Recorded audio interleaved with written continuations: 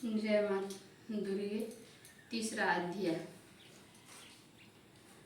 ऋषि बोले, महासुर चिक्षुर सेनापति ने जब यह देखा कि यह सेना तो इस प्रकार मारी जा रही है, तब उसे बड़ा क्रोध उत्पन्न हो गया। स्वयं ही अंबिका के साथ युद्ध करने चल पड़ा। युद्ध में जाकर उसने देवी जी पर बाणों की इस प्रकार वर्षा की जैसे मेघ सुमेरु पर्वत की चोटी पर जलधारा बरसा रहा हो। तब देवी ने उसके बाण समूहों को खेल खेल में ही काट दिया। फिर बाणों द्वारा उसके सारथी और घोड़ों को मार डाला। फिर झटपट उसका धनुष और ऊंची लहराती ध्वजा काट कर गिरा दी। जब उसका धनुष कट चुका, तब अपने बाणों से उसके अंग बिंध डाले, जिससे सारथी एवं घोड़े मर चुके थे और धनुष भी कट चुका था। तब वह बिना रथ के पैदल ही तलवार ढाल लेकर देवी की ओर दौड़ा। तेज तलवार से सिंह पर प्रहार कर दिया। फिर देवी जी की वाम भुजा पर बड़े जोर से प्रहार किया। हे राजन, ज्यों ही उसकी तलवार देवी की भुजा पर पहुंची, त्यों ही टूट गई। फिर तो असुर ने क्रोध से आंखें लाल करके शूल पकड़ लिया। भद्रकाली जी पर उस दैत्य ने वह शूल डाल दिया। वह शूल इस प्रकार चमका जैसे कि आकाश से सूर्यमंडल गिर रहा हो। देवी जी ने अपनी ओर आते हुए शूल को देखकर उस पर अपना शूल चला दिया, जिससे उस शूल के सैकड़ों टुकड़े हो गए। साथ में उससे चिक्षुर महादैत्य के प्राण भी निकल गए। जब महिषासुर का बलवान सेनापति मर गया, तब देव शत्रु चामर हाथी पर सवार होकर आ पहुंचा। आते ही उसने अंबिका देवी पर शक्ति का प्रहार कर दिया। श्री देवी जी ने हुंकार द्वारा ही मारकर तेजहीन कर उसे नीचे गिरा दिया। अपनी शक्ति को गिरा हुआ देखकर चामर को बड़ा क्रोध आ गया। उसने शूल का प्रहार कर दिया। शूल को भी देवी जी ने बाणों द्वारा टुकड़े टुकड़े कर डाला।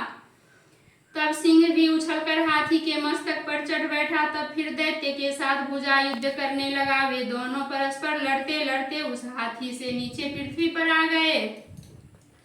भयंकर प्रहारों से परस्पर युद्ध करने लगे। तब बड़े वेग से सिंह ऊपर को उछला। ऊपर आकाश से नीचे की ओर गिरते गिरते पंजों के प्रहार से दैत्य चामर का सिर धड़ से पृथक कर डाला। देवी जी ने शिला एवं वृक्ष आदि से युद्ध में उदग्र को मार डाला। फिर कराल को भी दांतों, मुखों एवं थप्पड़ों के प्रहार से मार गिराया। क्रोध परिपूर्ण देवी ने गदा की चोटों से उद्धत को चूर चूर कर दिया।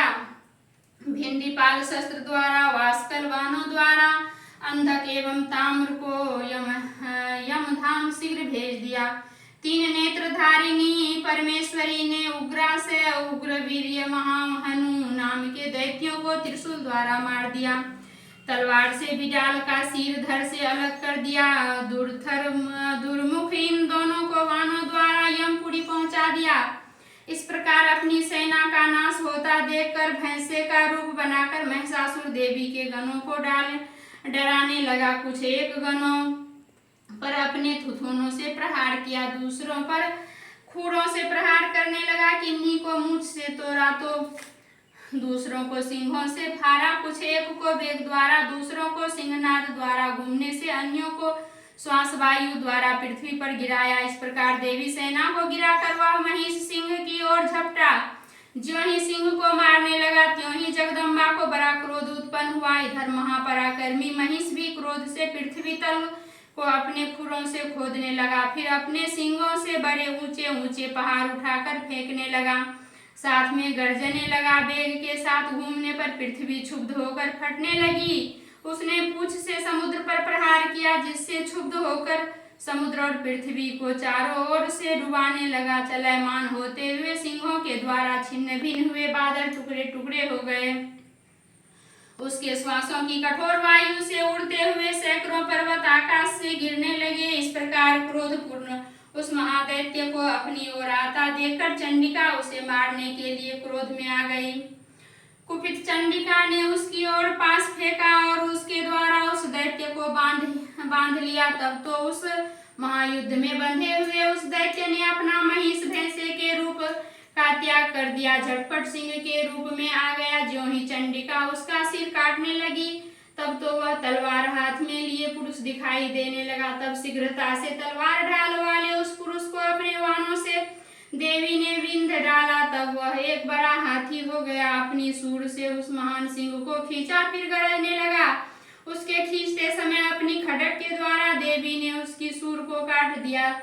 फिर वह महादैत्य भैंसे के रूप में आ गया। इसी प्रकार चराचर त्रिलोकों को सताने लगा। उस समय जगन्माता चंडिका क्रोध में आकर फिर उत्तम मधुपान करने लगी और लाल लाल नेत्र करके हंसने लगी। वह दैत्य भी बल पराक्रम में मद में उन्मत्त होकर गर्जने लगा। अपने सिंघों से पहाड़ उठाकर देवी की ओर फेंकने लगा। देवी जी ने भी अपने बाणों के समूह से उसके फेंके हुए पर्वतों को चूर चूर कर दिया। तब सुरापान के मद के कारण लाल लाल मुख वाली चंडिका जी ने कुछ अस्त व्यस्त शब्दों में कहा। देवी जी बोली, रे मूढ़, तब तक कि मैं मधुपान कर लूं तब तक तू क्षण भर के लिए गर्ज ले। मेरे द्वारा संग्राम भूमि में तेरा वध हो जाने पर तो शीघ्र ही देवता भी गरजने लगेंगे। ऋषि बोले। इस प्रकार कहकर देवी जी उछलकर उस महादैत्य पर चढ़ गई। पांव से दबाकर दैत्य के कंठ पर त्रिशूल से आघात किया। देवी के पांव से दबे हुए उस दैत्य ने अपने मुख से बाहर निकलने का प्रयत्न दूसरे रूप से किया। अभी आधा निकला था कि देवी जी ने अपने पराक्रम द्वारा वही रोक लिया। आधा निकलकर भी उस दैत्य ने युद्ध करना आरंभ किया। तब देवी जी ने अपनी तीखी तलवार से उसका सिर काटकर नीचे गिरा दिया। दैत्य सेना हाहाकार करने लगी। तब उस सारी सेना का भी देवी जी ने नाश कर दिया। सभी देवता अत्यंत प्रसन्न हुए। दिव्य महर्षियों के साथ देवता लोगों ने उन देवी की स्तुतियां की। गंधर्व जन गायन करने लगे और अप्सराएं नाचने लगी। इति तीसरा अध्याय।